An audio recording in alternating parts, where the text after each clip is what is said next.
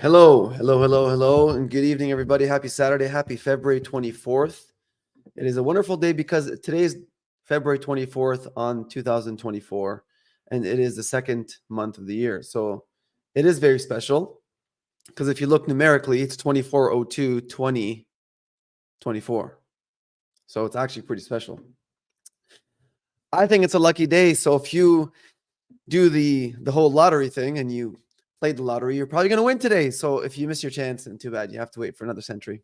Something like that. Anyways, today we're going to talk about a lot of things, but specifically with regards to continuing on the plan. Okay, because we started off with discussing the four most important questions you'll ever ask about yourself in your life. And so we talked about the first three, okay, which are the mission, the friends, and the results. Today we're going to talk about the plan. It's going to basically hit a home run in the sense that we're going to talk about things that are very practical that you can apply, and more than likely, I will bet that more than likely you haven't heard some of this stuff. And the reason I'm saying that is because of my experience and my experience in even planning certain things, such as one of the major things that I plan in my life, such as my business. And one of the things that was missing from all the advice that I've gotten, but we'll go into that later on in this podcast. Now, before I go on, I just want to say that today is day 37 of podcast 37. I haven't missed a single day, and I'm very proud of myself because it does take a lot of time for me to prepare these things. It does.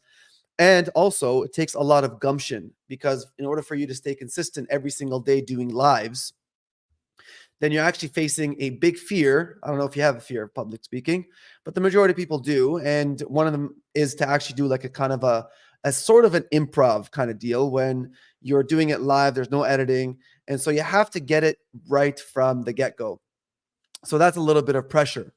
Now, I am going to 300. That's the goal, is to do 300 of live podcasts, one after the other, every single day until I hit day 300.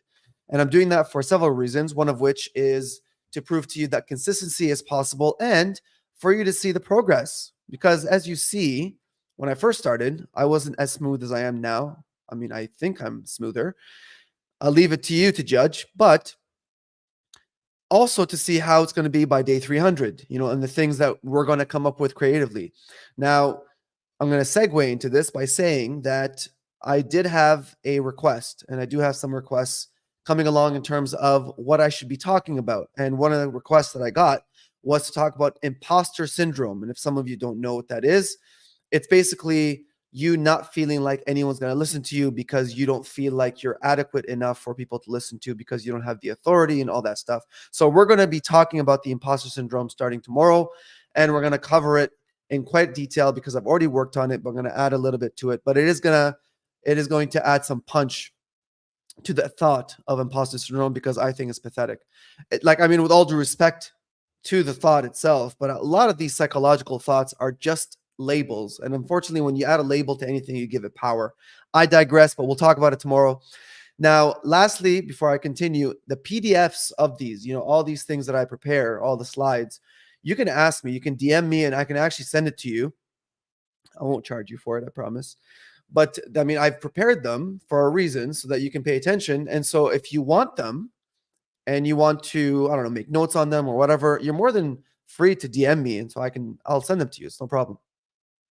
Okay, moving on. Today, you're going to see a duck in the slides. And the reason you're going to see a duck is because I don't know why. I just thought it was interesting, to be honest with you. There's really no reason, no rhyme or reason for it. I just thought it was interesting. It would add a little spice to it, and also because it accentuates certain points.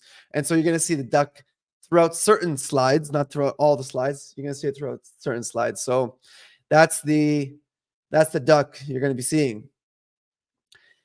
One last thing that I forgot to say is that this coming Wednesday, February 28th, is Tooth Fairy Day.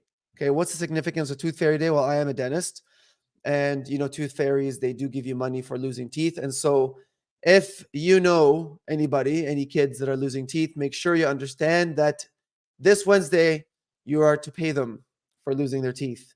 Okay, so because you're the tooth fairy and tooth fairies pay. And also, this Thursday is February 29th, and it is the leap year.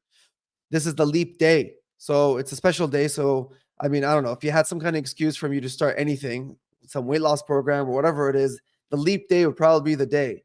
If you missed the whole New Year's resolution thing, leap day would be the day, which is February 29th is Thursday. So you can start that day. You don't have to wait until March 1st. Okay. All right. Moving on. Moving on, you good people. There we go. There's the duck again. So we talked about the mission. We talked about how you have to be the hero of your own story because being a victim is boring and it doesn't give you a life worth living. So you have to be the hero and you have to take account for your own actions and everything that's happening in your life. And today is actually going to be pertinent to that. So it's a continuation of everything. Friends, we talked about how to choose friends based on values, how to figure out what your own values are, and how to determine what your friends' values are and to choose them rather than them choose you. And results, we talked about the possibilities, endless possibilities of achieving things, and for you to switch your mentality from impossibilities to possibilities. And that if something hasn't been done yet, doesn't mean that it cannot be done. And then lastly, today we're talking about the plan. And we're talking about how you can achieve the perfect life. Okay. And this is again through research. I'm not coming up with this on my own. I wish I could. Okay. But I'm not. I'm not that smart. But today we're going to talk about how to plan your perfect life. Now, in order for you to plan a perfect life, obviously this is going to include some thought. Okay. Obviously, if you're talking about your whole life, it is going to include some thought. And so the experts say that it should be at the end of when you're planning it, you should have between 5 to 15 pages written in terms of what you plan to do in your life. And we're going to cover certain aspects of it for you to think about planning your life in a more less burdensome and more fun way. So we're going to talk about why to plan, and we're going to talk about being proactive versus reactive. We're going to talk about the KISS method. No doubt you've heard about this, the keep it simple, stupid method.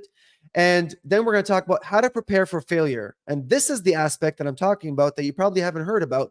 And I want to enlighten you on how this can apply and actually make planning fun. Because one of the things that stops us from planning is the unknown and that we think we're going to fail. So we're going to plan the fail. We're going to plan the failure and see what we can do to avoid the failures. And then lastly, we're going to talk about chasing perfection to catch excellence and the stigma behind perfectionism and why people don't really want to talk about perfectionism because they think it's a bad thing, but it's actually not. All right, we're getting on, people. We're getting on. Now, the first thing, why plan? Now, there are two books. The first of which is the reason why I wrote this thing is 7 Habits of Highly Effective People, written by Stephen Covey. And if you have not read it, I highly, highly suggest that you do read it. Okay, this is the 7 Habits of Highly Effective People by Stephen Covey. It is a seminal book. Okay, like it is the book for you to have because, as the title says, the 7 Habits of Highly Effective People. So if you're looking to be highly effective, meaning highly successful, then these are the 7 steps according to Stephen Covey's research. And these have been sold gazillion times in multiple different languages throughout eons across many, many countries. So, I mean, this is the book that you want to get. If there's one book that I'd recommend out of all the books, it's that one. 7 Habits of Highly Effective People by Stephen Covey. You can't miss it. There's a ton of information on it. Now, why am I mentioning this? And what does it have to do with why planning? It's because when you plan, you're actually being proactive as opposed to being reactive. A lot of us every single day, we wake up, we don't actually have a plan. And a lot of us don't do the plan because we're scared that if we do the plan, then we're not going to follow the plan. And hence we're going to feel like failures. And so therefore, what's the point of doing the plan? Well, if we don't do the plan, what we're doing is that we're living a very reactive lifestyle. Living a very reactive lifestyle lends to anxiety. If you're experiencing anxiety, you have to ask yourself, do you actually have a plan? Do you have a goal? And are you following a plan? Now, if you actually listen to this podcast, I will go through step by step on how to come up with a very simple way for you to actually magnify your mind towards a plan so that you're not procrastinating things and you can actually see things developing as you're planning. And I'm telling you right now, if you follow this, your mind's going to be blown.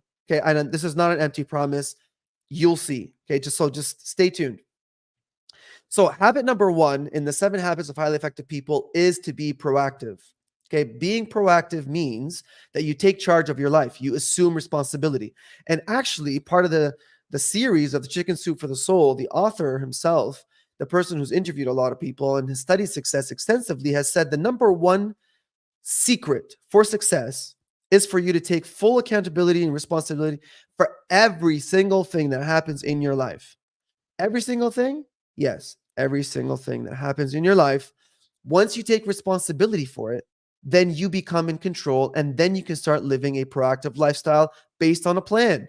And that's how you can take full responsibility, by doing a plan. Reactivity, reacting means that you're putting out fires. And if you're putting out fires, it's very exhausting. And how can you be super exhausted every single day, but yet live a full life? It's very counterintuitive, right? I mean, it's counterproductive rather, for you to actually wake up, not know what you're planning, not know what to expect, not have a plan as to if this happens, then you do this, and you kind of just living day by day. Something happens, you go through the emotional drainage, you don't know what to do because you didn't plan it ahead of time. So today is going to change your life. I promise it is. It is very, very simple way, and I'm going to teach you. So instead of being a firefighter, plan to be a pre-problem solver, so you can actually have a plan prior to the problem happening. Because as I said here in the slide, I'm going to put it up again, is that an ounce of prevention is worth a pound of cure. I'm sure you've heard of this, but it's very true. So if you are always looking to prevent problems, or you're anticipating problems before they happen, then you have an algorithm as to if A happens, then you do B. And we'll get into that in a second. So that's step number one. Why the plan? Why is because you want to be proactive so that you can live a healthier, less anxious lifestyle that you can actually be fulfilled with, and you can spend your life actually happy with the results that you're gaining, irrespective of the quote unquote surprises that may happen. Because throughout the human history, all the surprises are basically a repeat of everyone else's surprises. So technically, they're not really surprises. The events that unfold to every single person are technically the same, and they have been happening. They just happen in different like either different frequencies or different magnitudes, but they're still happening. So that's the whole point of planning. Now, the whole number two is keeping it simple. So this is the KISS principle that we all learned in school. Keep it simple, stupid. Now, the thing is, with regards to your lifestyle and with regards to your life, the first thing that experts ask for you to reflect on is, how do you want to be remembered? And the biggest way for you to think about how you want to be remembered is to think backward. So to think from your funeral backward. So at your funeral day, and this is actually something else that Stephen Covey talks about in 7 Habits of Highly Effective People, is that for you to imagine that you are in your casket. He actually draws a very nice story where you are the person in your casket and everyone is around you and they're surrounding you and they're starting to talk about you. What do you want them to say? What legacy are you looking to leave behind? So this is how you should be thinking about with regards to your life. How do you want to be remembered? The number two aspect of keeping it simple with regards to planning is the pull power. The pull power in terms of how enticing is your plan. And we'll talk about that in a second. And also, one thing that you can start and one thing you can stop, and I'll cover that in just a moment. Now, the pull power. The pull power is how enticing is it for you to actually follow, in terms of how well are you going to stay focused with your plan with regards to 3 specific categories. So that's the thing with regards to pull power, is that you want to focus on very simple things, and that's the whole principle of keeping it simple. And the 3 principal things that you want to focus on for your life are your health, your energy, your vitality. That's number 1. Health, energy, vitality. Number 2 is your relationships. And number 3 is your creativity and your professional work. So 3 things. Simplify your life. Focus on those 3 things in terms of how your life is going to end, and then work backwards. I'm going to repeat them again. Your health, energy, vitality. Your relationships, and notice how relationships is alone by category by itself, and then your creativity and professional work. In other words, your fulfillment in your cause towards other people during your lifetime. During your lifetime. Okay, so those are the three things: health, relationships, creativity, and work. Okay, those three things that you should really be focused on in terms of what kind of legacy, how people are going to remember you when it comes to how healthy you were, how energetic you were. Were you low energy, high energy? Were you healthy and vibrant? Did you have a lot of vitality? That thing. How do you want people to remember you? And then work backward in terms of, okay, I don't feel high energy now. How do I feel higher energy? Maybe I have to eat better. I have to exercise more. I have to sleep better. I have to drink more water, so on and so forth. So that's one. The second one is the relationships. Examine your relationships. Which relationships are holding you back from achieving your dreams? And which ones are you avoiding that you could literally solve by just having some tough conversations, and then you can progress with your life? So were your relationships. How were you? Are you kind to people? Were you mean? Were you unforgiving? Were you giving? So on and so forth. And lastly, your creativity. And your professional work, what did you provide to your work, to your environment, to the people around you? How did you serve people? Did you show up to work every single day with a punch in order for you to impact other people's lives positively? Or did you just show up just because you had to show up?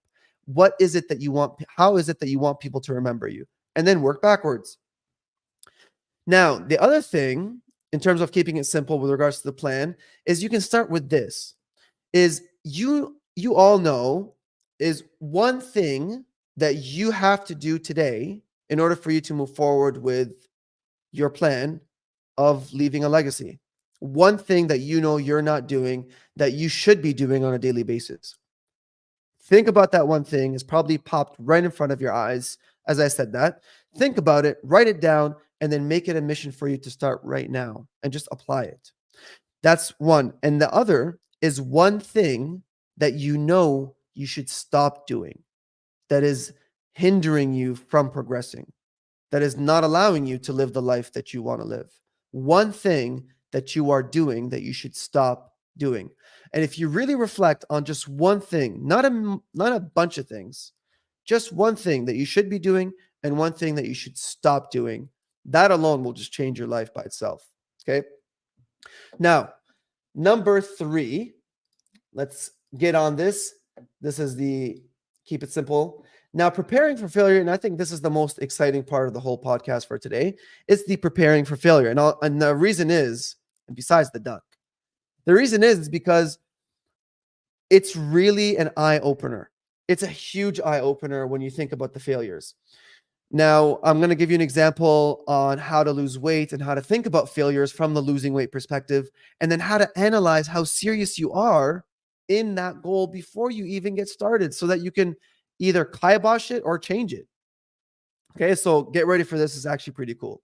We're going to talk about the backup, so forming a binary decision-making process according to Admiral McRaven's principle and philosophy of decision-making. We're going to talk about how to come up with backups to the backup. And this is the important part. This is where then your brain's going to be like, okay, I didn't think of it this way. And then we're going to talk about how this is going to lead you to thinking about how serious you are about getting to your goals. Okay, it will literally clarify to you.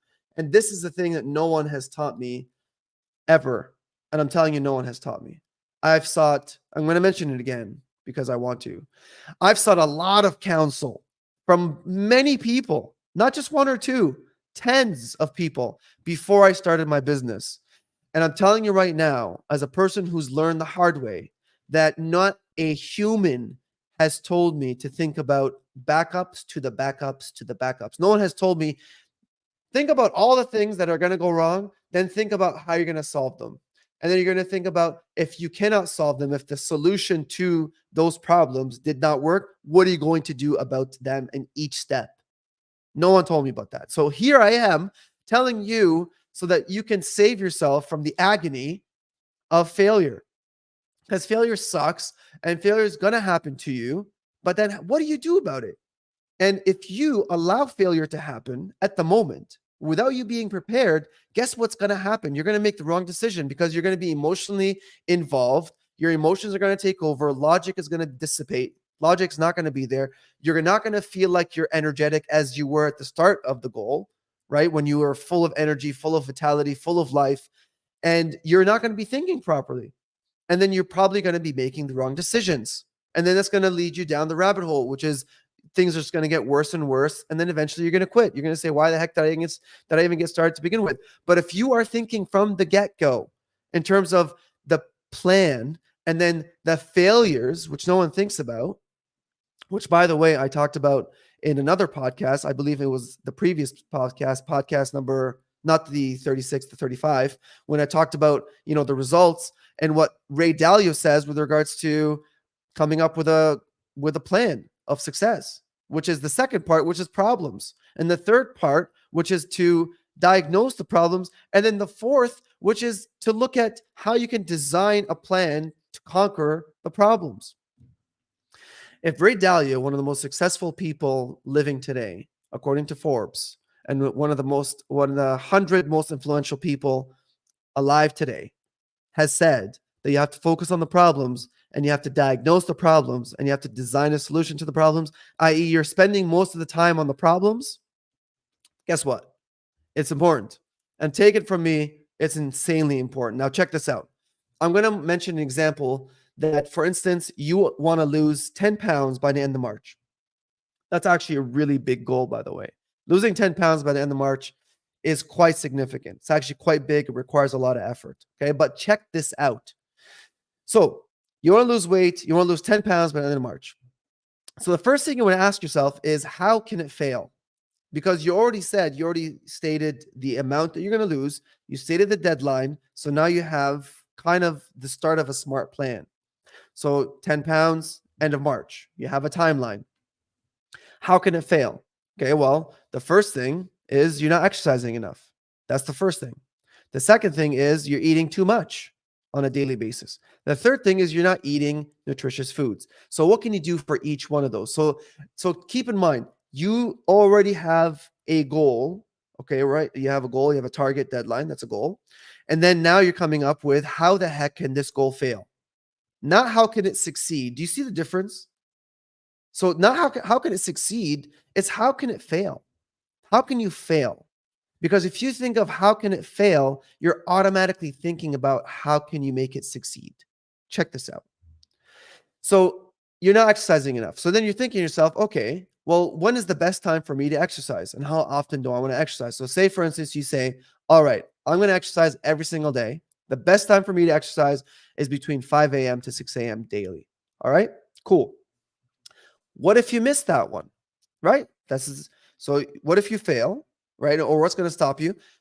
Now you put a plan in terms of, if you don't exercise enough. So then now you're thinking about, all right, so I'm not going to exercise enough. When can I exercise the most so you can optimize your time of exercising? Now, what happens if you miss that? What happens if you miss the 5 to 6? All right, well, if I miss 5 to 6, then I'm going to exercise that day from 7 p.m. to 8 p.m. Now you have a decision-making process. It's not, oh, I missed the day, I'll just, I'm going to write it off, I'm going to start tomorrow. No, you're going to stay on track. Now, what happens if you miss that? If you miss the 7 to 8? You have to be very honest with yourself at that point. You just say to yourself, well, if I miss that, then I have to just forget about the goal. And I have to come up with a new goal. Maybe instead of 10 pounds, maybe I should be focused on 2 pounds, to lose 2 pounds by the end of March. Right? Do you see how by you thinking about, all right, if I miss this, and if I miss if I have a contingency and I even fail on the contingency, then the goal is probably not even serious enough for me to actually start. Like, you're avoiding yourself from going through agony, right? So you say, all right, well, what I'm going to do is I'm going to make it 2 pounds. So what does that mean? It means my commitment is less, which means now the chances of me succeeding is higher. Great. So I'm going to be losing 2 pounds a week. 2 pounds a month by the end of the March. How do I do that? Okay, instead of exercising, going to the gym 7 days a week, I'm going to go 3. All right, cool. What are the 3 days that are most likely for me to go to the gym? All right, Friday, Saturday, and Sunday. What times? Fine, I'll do it again. But this time, instead of just 1 hour, because I really want to achieve this goal, I'm going to make it 1 hour and a half from 5 to 6:30, but it's going to be 3 days. So I know it's not going to be too much for me. I'll be able to do it. It's going to be from 5 to 6:30 on, just an example. Okay, Friday, Saturday, and Sunday. Cool? All right, moving on. Now, the second thing that may stop you from achieving the goal is that you eat too much. All right, so what's the solution to that? Well, when do you eat the most? So you figure out, all right, when is it that I'm eating the most? And if I cannot decrease it, then the contingency. So if I can't decrease the amount of food that I'm eating, like I can't control myself in terms of the portion control, then what I'll do is the next day is that I will punish myself by missing lunch. So I'm still going to eat the same quantity. I'm not going to eat more, but I'm going to miss lunch to make up for because there has to be some kind of accountability, right? Well, how do I prevent overeating from the get-go? Maybe I can use a scale. I can weigh my food. Well, what if I don't want to weigh my food? Maybe I can use some kind of a scoop or a measuring cup or something in order for me to put some kind of numerical value to the food so that I'm not eating too much. Another thing that's going to make you fail, as I mentioned, is not eating nutritious foods. Well, you can say to yourself, if I'm eating non-nutritious foods, then I should spend 30 extra minutes doing cardio. So now instead of spending an hour and a half, now you're spending 2 hours, right? Again, there has to be some kind of accountability. Or if you said to yourself, I'm going to do an hour on Friday, Saturday, Sunday, now you're going to do an hour and a half. There has to be accountability. And you say, okay, well, what if I don't follow the rule?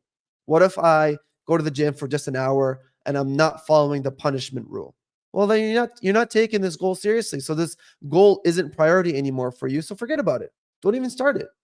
I'm dead serious. Like, you have to take yourself seriously. Remember, you have to take your life to account. You have to be 100% serious and accountable for everything that happens to you in your life. So if you cannot commit to it from the get-go, even when you're saying to yourself, if this doesn't happen, I'm going to punish myself, and you don't want to even follow through with the punishment, then forget about it. That's not a goal that you want to go through. Pick something else, completely different. Maybe read a book.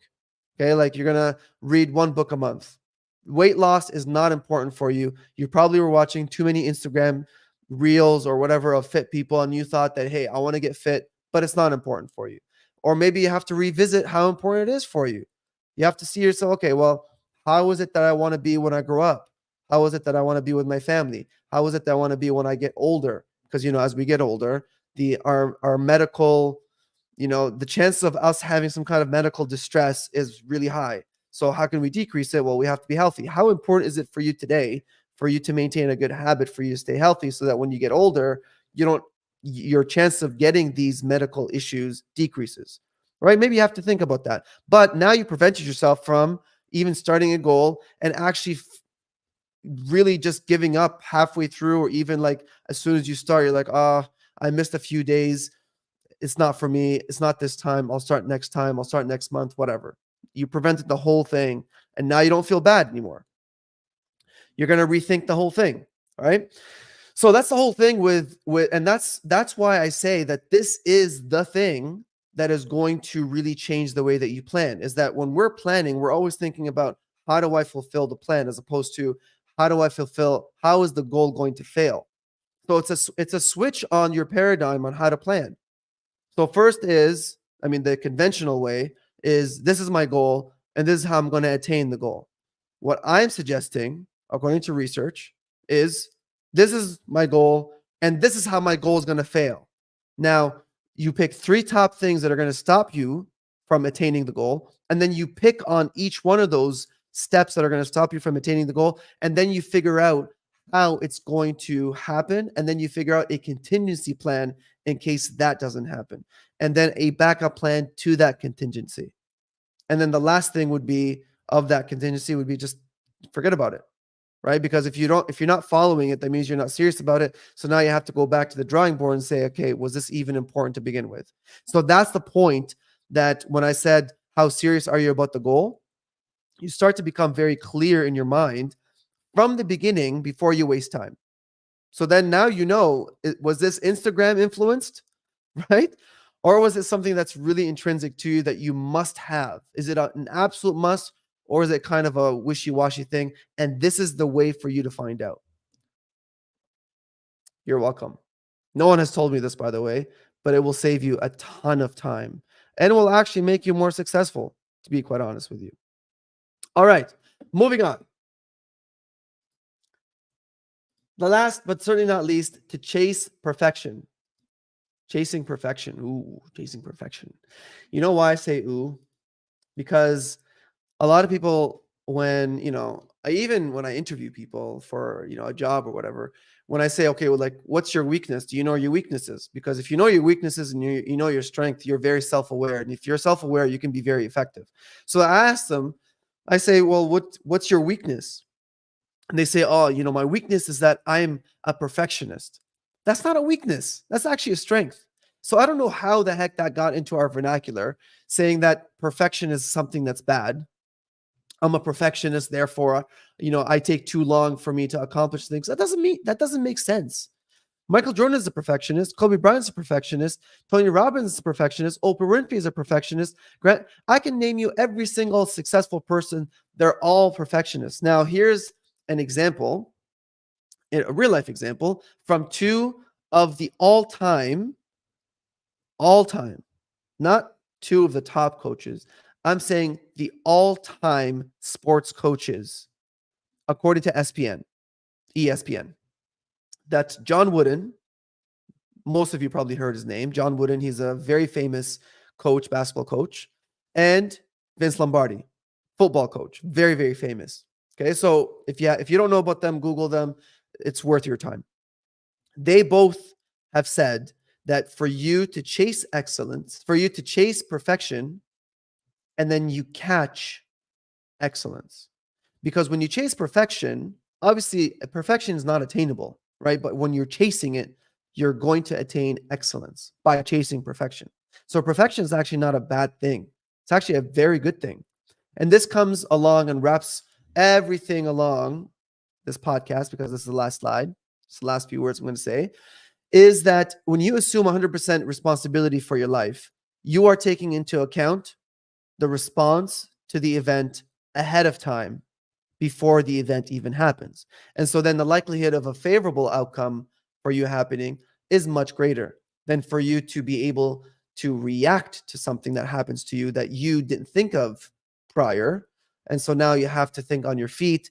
And most of us that haven't planned properly will not be able to make the proper decision when we're thinking on our feet, especially when we haven't encountered this type of event before. So I hope you benefited greatly from this, because when I found out about this in terms of how to plan properly, which is to think in terms of failure rather than for success, it really flipped things on its head. And it really showed me how very little knowledge is really disseminated amongst people of experience. And I'm talking people who have like 15, 20 years of experience. They couldn't give me this type of knowledge. And I am grateful to every single one of them, by the way. This is not a way for me to say that I'm not grateful for people that helped me out. Tons and tons of people have helped me along my journey, and I'm grateful to every single one of them. What I'm saying to you is that this thing, the reverse planning process in terms of thinking about failures rather than thinking of success and how things can go wrong, and coming up with contingency plans, and then figuring out whether this goal is even important to you from the get-go, will save you a ton of time and a ton of anguish, and will make your research and your chances of success much higher. Hope you're having a fantastic Saturday, and I look forward to seeing you again tomorrow. We're going to be talking about the imposter syndrome. Have yourself a wonderful night, and as always, keep smiling.